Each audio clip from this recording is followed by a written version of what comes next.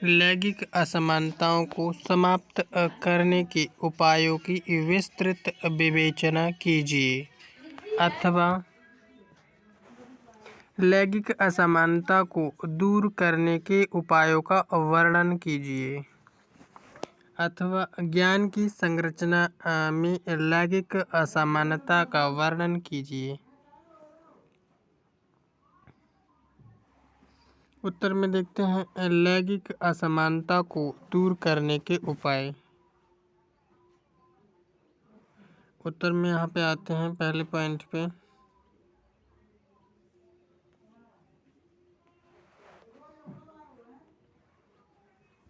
संवैधानिक सूची के साथ साथ सभी प्रकार के भेदभाव या असमानताएं चलती रहेंगी, लेकिन वास्तविक बदलाव तो तभी संभव है जब पुरुषों की सोच को बदला जाए।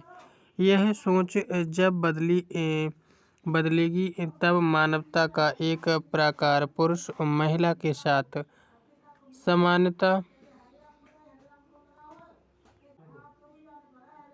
व्यवहार करना शुरू कर दे, ना कि उन्हें अपना अधीनस्थ समझे। यहाँ तक कि सिर्फ आदमियों को ही नहीं बल्कि महिलाओं को भी आज की संस्कृति के अनुसार अपनी पुरानी रूढ़िवादी सोच बदलनी होगी और जानना होगा कि वे भी इस शोषणकारी पितृसत्तात्मक व्यवस्था का एक अंग बन गई हैं और पुरुषों को खुद पर हावी होने में सहायता कर रही हैं। इसीलिए महिला सशक्तिकरण की आवश्यकता है, जहां महिलाएं आर्थिक रूप से स्वतंत्र और आत्मनिर्भर बन सकती हैं, जहां वे अपने डर से लड़कर दुनिया में भय मुक्त होकर जा सकती हैं, जहां वे अपने अधिकारों को पुरुषों की जेब में से निकाल सकती हैं और इसके लिए उन्हें किसी से पूछने की भी आवश्यकता नहीं है, जहां वे अच्छी शिक्षा प्राप्त करके अच्छा भविष्य व अपनी संपत्ति की स्वयं मालिक बन सकती हैं और इन सब से भी ऊपर उन्हें मनु के समय से लाई गई सीमाओं से बाहर निकलकर चुनाव करने व अपने निर्णय खुद लेने की स्वतंत्रता मिलती है।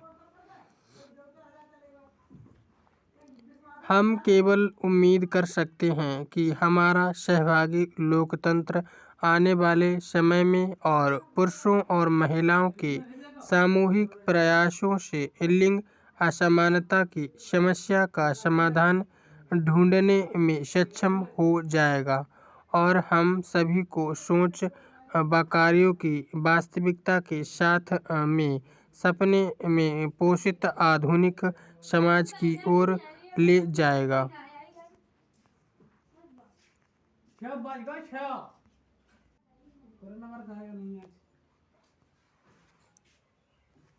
बालिका समाज की महत्वपूर्ण कड़ी। Girl is important chain of society. बालिका किसी भी समाज की महत्वपूर्ण कड़ी होती है, जो बड़ी होकर पत्नी, माँ, बहन और परिवार की आय उपार्जक बनकर महत्वपूर्ण भूमिका अदा करती है। लेकिन दुख इस बात का है कि आज भी बालिका का जन्म लेना अशुभ माना जाता है, जिसके लिए हिंदू समाज और मनु स्मृति जिम्मेदार है। वैश्वीकरण और भूमंडलीकरण के युग में बालिकाएं समाज में आज भी हाशिए पर हैं और यही कारण है कि उन्हें आज भी हीन भावना की नज़रों से देखा जाता है। संविधान के अनुच्छेद 14 में यह व्यवस्था की गई थी कि 6 से 14 वर्ष तक के सभी बालक और बालिकाओं को बिना किसी भेदभाव के अनिवार्य निःशुल्क शिक्षा दी जाएगी। लेकिन 74 वर्ष के पश्चात भी हम अपना निर्धारित लक्ष्य प्राप्त नहीं कर पाए। जवाहरलाल नेहरू ने कहा था कि समाज में किसी भी पुरुष और महिला के साथ जाति, भाषा और लिंग भेद के आधार पर अन्याय और शोषण नहीं किया जाएगा और भेदभाव की समस्या को लेकर समाप्त करने का वादा भी किया गया था। लेकिन इस हिंदू समाज में महिलाओं की स्थिति अत्यंत ही दयनीय और दुखदायी बनी हुई है। यही अतिशयोक्ति नहीं होगी कि हिंदू समाज की मानसिकता में परिवर्तन अवश्य हुआ है, लेकिन यह कहना सत्य प्रतीत होता है कि एक बालिका को शिक्षित करने से पूरे परिवार को शिक्षित किया जा सकता है। महिलाओं की पिछड़ेपन का कारण शिक्षा का अभाव, देश के विकास और जन कल्याण के कार्यों में महिलाओं का प्रतिनिधित्व अनिवार्य है। डॉक्टर अंबेडकर ने कहा था कि भारत के पिछड़ने का कारण महिलाओं के प्रतिनिधित्व का अभाव और देश के विकास में महिलाओं की भागीदारी होना नितांत आवश्यक है। अगर लड़कियों को अपनी सुरक्षा की गारंटी के लिए सिर्फ कन्या विद्यालय में जाना पड़े तथा लड़के अपने साथ पढ़ने वाली सहपाठियों को तंग करना एवं उन्हें शिकार बनाना अपना अधिकार समझे, तो यह मानसिकता कैसे समाज का निर्माण करेगी।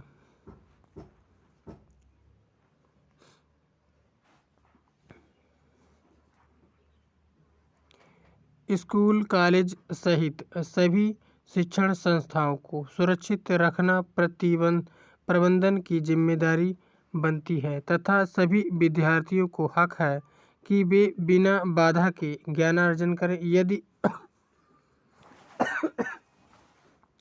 यदि ये संस्थान धार्मिक संवेदनाओं के आधार पर एक तबके को ज्ञान से लाभान्वित होने से वंचित करेंगे तो कैसे चलेगा। इन संस्थानों को लड़कियों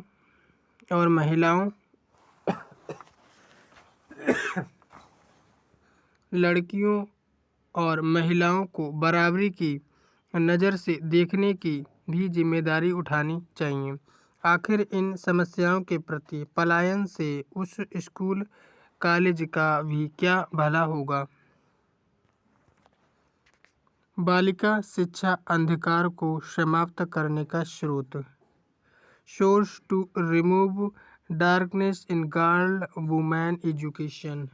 शिक्षा अंधकार को समाप्त करने का वह स्रोत है जो जीवन के विभिन्न पहलुओं को प्रभावित करता है। कुछ विद्वानों का ऐसा मानना है कि ज्ञान बालिका के सर्वांगीण विकास, सामाजिक और राष्ट्रीय प्रगति, सभ्यता और संस्कृति के लिए अत्यंत आवश्यक है। किसी भी देश का वास्तव में विकास तभी संभव है जब वहाँ की संपूर्ण आबादी में महिलाओं का योगदान हो।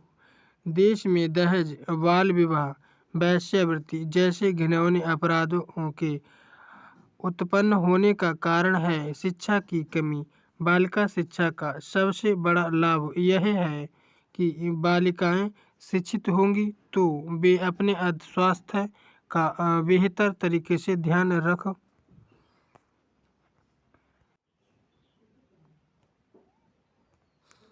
रख सकेंगी। जब महिला स्वस्थ रहेगी तो पूरा परिवार और विशेषकर बच्चे भी स्वस्थ होंगे। कहने का तात्पर्य है कि बालिका शिक्षा पर अधिक से अधिक ध्यान दिया जाए।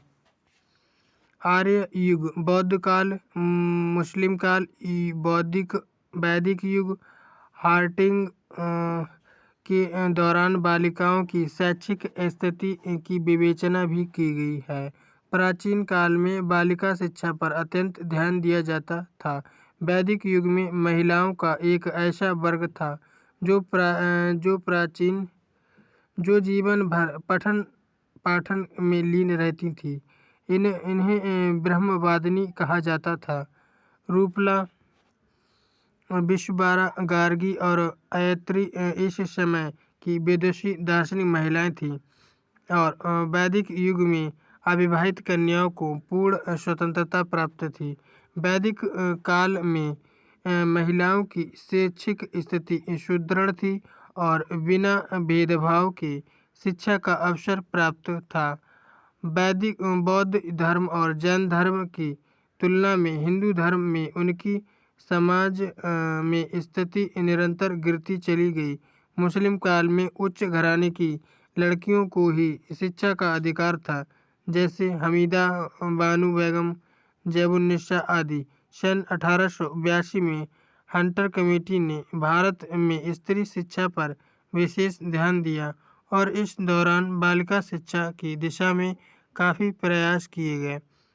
सन 1927 में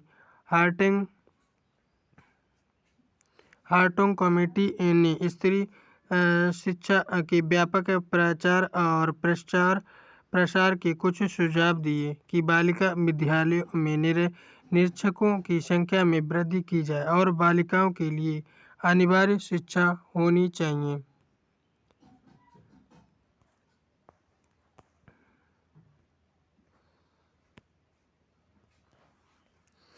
भारत के संविधान निर्माता बालिका शिक्षा से भली भांति परिचित थे, इसीलिए उन्होंने संविधान में कुछ ऐसे प्रावधान किए जिनकी सहायता से बालिकाओं की शैक्षिक दशाओं को सुधारा जा सकता है।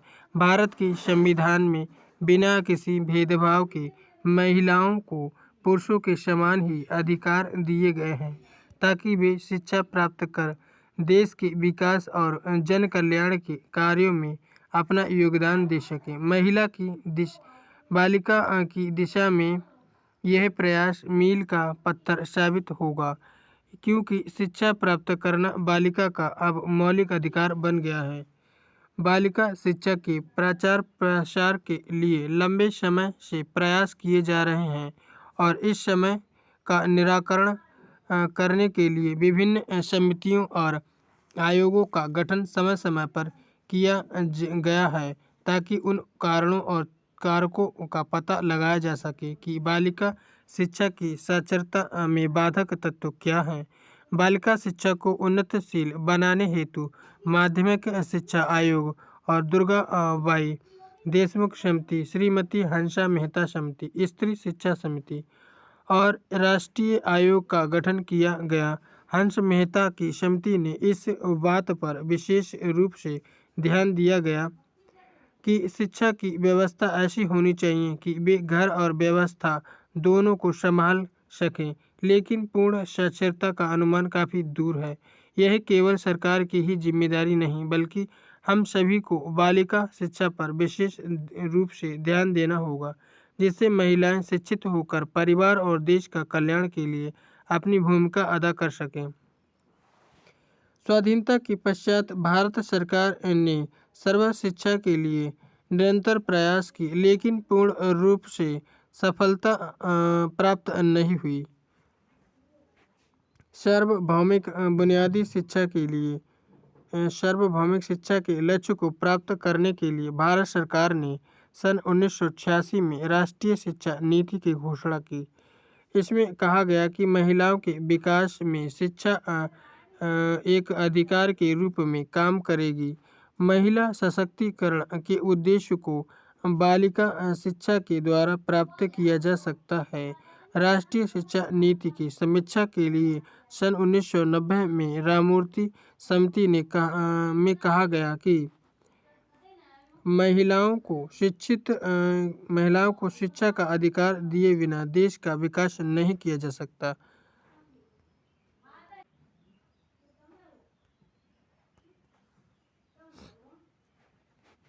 वर्तमान में ज़रूरत है कि इस बात की कि भारत के लिए अपना 100% योगदान दें। हमारे देश में लगभग 40 करोड़ बच्चे हैं।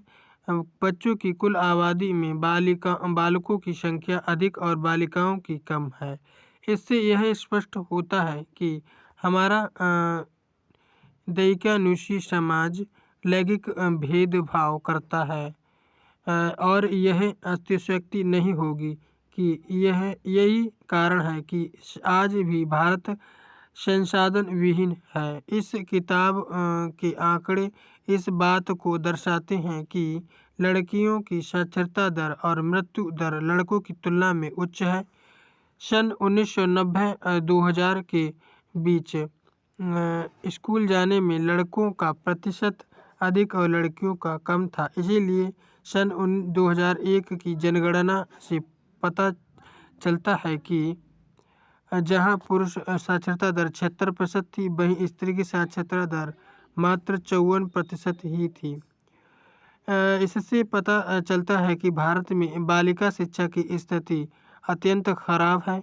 महिलाओं की इस दशा और दिशा के लिए भारतीय समाज दोषी है, न कि भारत सरकार। समाज का यह दायित्व है कि महिलाओं को पुरुषों के समान अधिकार दिए जाएं। बालिका शिक्षा के मार्ग में सबसे बड़ी रुकावट है जागरूकता की कमी। अभिभावकों की संकुचित मानसिकता को बदलना होगा और यह सोचना चाहिए कि शिक्षित बालिका ही एक अच्छी माँ, एक अच्छी पत्नी, एक अच्छी बहू और एक सभ्य और शिक्षित नागरिक बनकर देश के विकास के मार्ग में अपना 100% योगदान दे सकती है। बालिकाओं की शिक्षा के लिए राज्य सरकार, केंद्र सरकार, कुछ सरकारी और गैर सरकारी एजेंसियां भी प्रयास कर रही हैं। अंतर्राष्ट्रीय स्तर पर बालिका शिक्षा की तस्वीर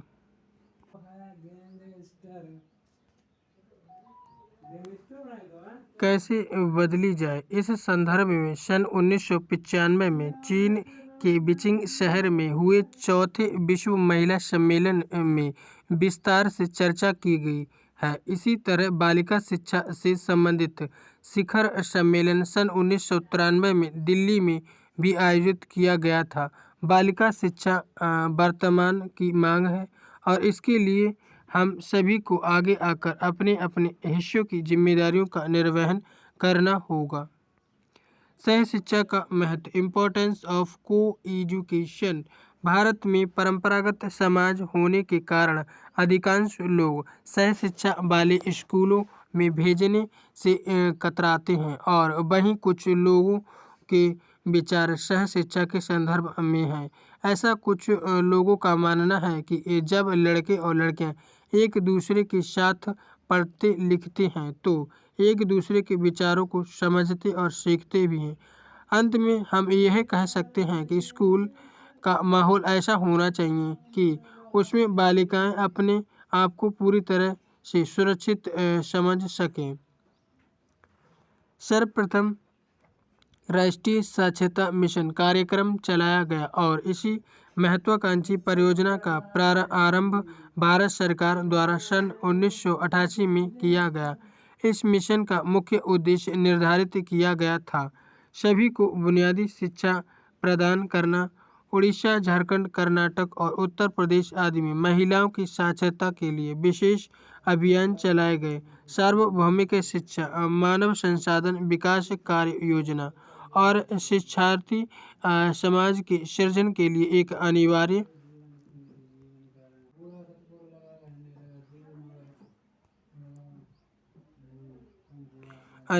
पहलू है। इसके अलावा मिड डे मील, सार्वभौमिक शिक्षा अभियान, सर्वप्रथम प्राथमिक शिक्षा कार्यक्रम, ब्लैक बोर्ड अभियान, महिला समाख्या जनशाला कार्यक्रम, राष्ट्रीय अध्यापक शिक्षा परिषद, राष्ट्रीय शिक्षा अनुसंधान और प्रशिक्षण परिषद आदि कार्यक्रम चलाए गए। बालिका शिक्षा की तरफ ध्यान अत्यंत ही आवश्यक है, जिसमें समाज को पूरी जिम्मेदारी उठानी चाहिए और समाज को महिलाओं को पूर्ण रूप से प्रोत्साहित करते रहना चाहिए। राज्यों, नगरों, जिलों, शहरों, गांवों और कस्बों में महिलाओं को शिक्षा के प्रति जागरूक करने के लिए रैली निकालनी चाहिए और विश्वविद्यालयों, कॉलेजों में बालिका शिक्षा पर सेमिनार आयोजित करने चाहिए और स्कूलों में बालिका शिक्षा से संबंधित महीने में विशेष रूप से लेक्चर होने चाहिए, जिससे महिलाएं समाज में समानता प्राप्त कर सकें और जन कल्याण के कार्यों में अपना प्रतिनिधित्व कर सकें। ज्ञान की संरचना, कंस्ट्रक्टर ऑफ नॉलेज वैश्विक लोकतंत्र की एक महत्वपूर्ण पूर्व पीठिका वैश्विक समाज के बारे में दुनिया भर में ज्ञान का उत्पादन है। हालांकि अभी तक ज्ञान की संरचना और सूचना का प्रसार असमानता में लिपट रहा है। वैश्विक मामलों की सीख अमूमन वर्गीकृत अनौपवेशिक और जातीय विशेषता के बोध से प्रभावित रहा और जो विश्व के शक्तिशाली भागों से प्रभावित होता रहा, क्योंकि अंतर महाद्वीपीय और अंतर सांस्कृतिक साझेदारी से वैश्विक काल के बारे में दो तरफा समान और लोकतांत्रिक सीख को बढ़ावा मिलेगा। भौतिक असमानता, प्राणी तंत्र को लेकर असुरक्षा और कुछ सांस्कृतिक पहचान को कलंकित करने को लेकर लगातार बढ़ रहे वैश्विक डर से बचने के लिए विश्व में शिक्षा के नवीन कार्यक्रम की जरूरत है।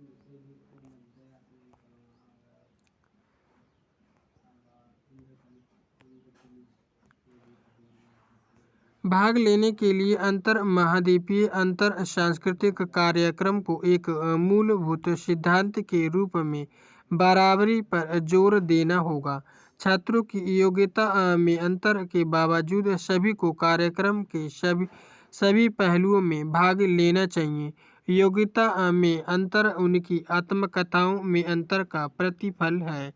सफल होने के लिए वैश्विक अंतर विश्वविद्यालय कार्यक्रमों को भाग लेने वाले सभी संस्थानों की स्वायत्तता और उनके बीच आदान प्रदान का सम्मान करना होगा। मतलब विविधता का सम्मान, पारस्परिक सीख के लिए अवसर मुहैया कराना। वैश्विक स्तर पर चल रहे डिग्री कार्यक्रमों को विविधता को लोकतंत्र के लिए अनिवार्य शर्त के रूप में देखना चाहिए। सभी जगहों पर खुद का परिप्रेक्ष्य और वर्ग, लिंग, भूगोल, नस्ल, जाति, धर्म, भाषा और इसी तरह की इकाई को ध्यान में रखना होगा। विविधता को देखते हुए एक सभ्य, एक संस्कृति, एक अर्थतंत्र और एक राज्य व्यवस्था के रूप में वैश्विक समाज की परिकल्पना न सिर्फ असंभव बल्कि अपेक्षित भी नहीं है। वैश्विक विशेष सभ्यता, समाज और राज्य व्यवस्था की विशेषताओं को पहचानना होगा। बहुलतावाद वैश्विक समाज की मूल अवधारणा का सार है। वैश्विक लोकतंत्र की सीख को इस मूल मंत्र को केंद्र में रखना होगा। यदि भारतीय समाज में बढ़ती हुई लड़कियों के आम अनुभव का एक खाका तैयार करें तो हम देखते हैं कि छोटी बच्चियों में शारीरिक, मानसिक और मनोवैज्ञानिक हताशा की छाया साफ तौर पर दिखाई पड़ती है। अगर बेटी का जन्म हो तो जश्न बनाया जाता है और बेटी का जन्म हो तो उसे मात्र बर्दाश्त कर लिया जाता है। भारतीय माँ बाप बेटियां नहीं चाहते, यह बात किसी से छिपी नहीं है। जीवन भर की निर्भरता और असुरक्षा की भावना उनकी शादी में ही प्रतिबंधित हो जाती है और लगता है कि सिर्फ माँ बनना ही स्त्रियों के जीवन का एकमात्र लक्ष्य होता है। मायके में उसे अस्थायी रूप में ही रहना है और विवाह के बाद उसी पराये घर में अपने आप को समायोजित करना है। यह सीख और इसकी चिंता लड़कियों को जन्म से ही घुट्टी में पिला दी जाती है। रज्जुज्वाला होने के कारण अपवित्र होने जैसी गहरी धारणाएं लड़कियों के मन में कहीं गहरे में रग बस जाती है और वे इस पितृसत्तात्मक समाज में अपने आप को निचले दर्जे का इंसान मानने लगती हैं। लड़कियों के पालन पोषण में उनके मनोवैज्ञानिक विकास पर इन नकारात्मक पहलुओं का क्या प्रभाव पड़ता है। इस पर शैक्षिक अनुसंधान और शिक्षकों के प्रशिक्षण में बहुत ही कम ध्यान दिया गया है। शिक्षा नीति में इस बात का समर्थन किया गया है कि बाल केंद्रित शैक्षिक प्रणाली के अंतर्गत बच्चों को अपने आप को अभिव्यक्त करने के लिए अवसर दिए जाने चाहिए ताकि वे अपने आप को खोजने का प्रयास कर सकें। शिक्षा के बाल केंद्रित दर्शन में आत्म सम्मान की भावना को विकसित करने की प्रक्रिया को एक महत्वपूर्ण मूल्य के रूप में रखा गया है, क्योंकि इससे बच्चों को सीखने की प्रेरणा मिलती है।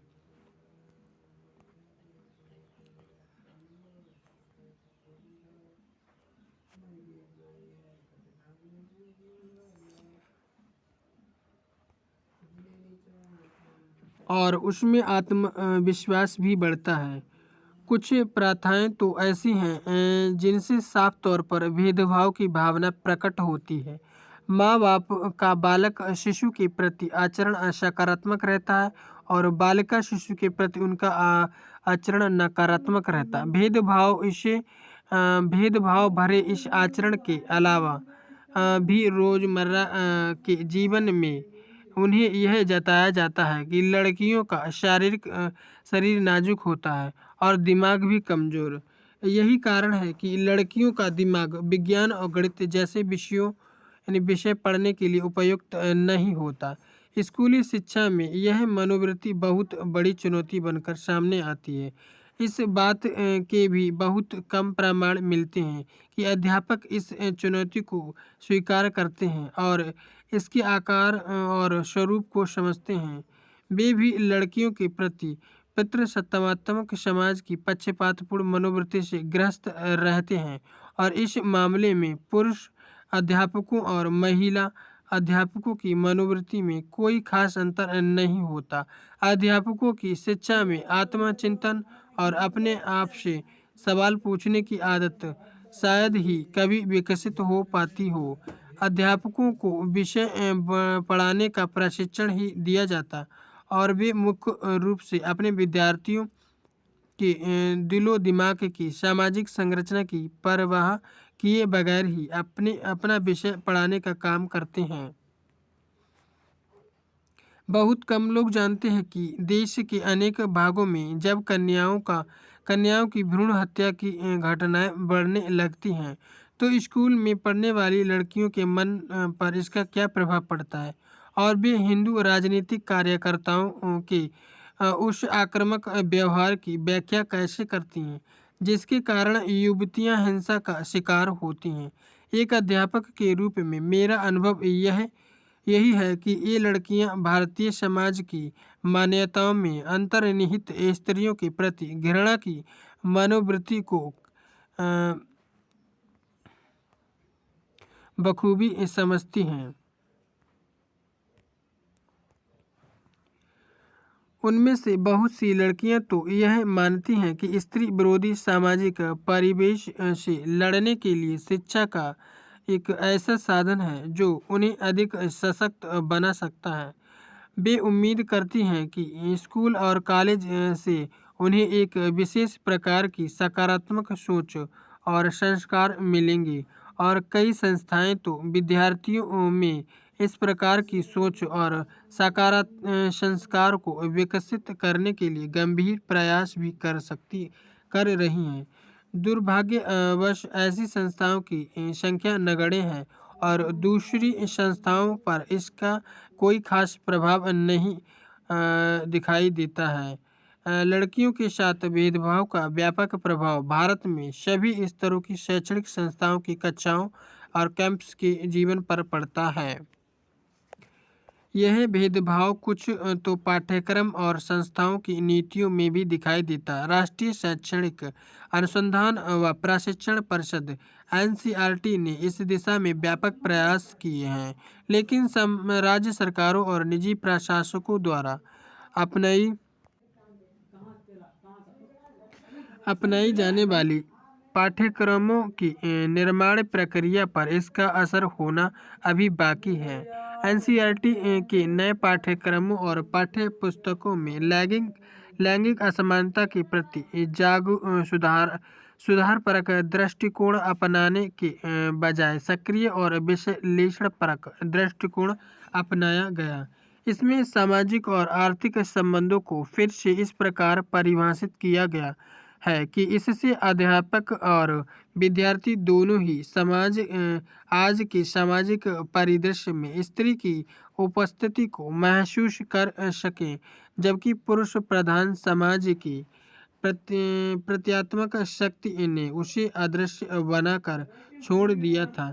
इसके लिए शिक्षकों की शिक्षा के बीच और दूसरी ओर समाज विज्ञान, मानविकी और गणित से संबंधित विभागों के बीच पुल बनाए जाने की आवश्यकता है। अध्ययन और प्रशिक्षण की अंतर विषय परक संरचना से ही कहीं गहरे में बसी लैंगिक असमानता को वैचारिक केंद्र में लाया जा सकता है। छुटपट और अलग अलग रणनीतियाँ बनाकर उस गहन स्तर को छुआ नहीं जा सकता जिस पर पितृसत्तात्मक मनोवृत्ति का सांस्कृतिक ढांचा ज्ञानपरक ढांचे पर हावी रहता है।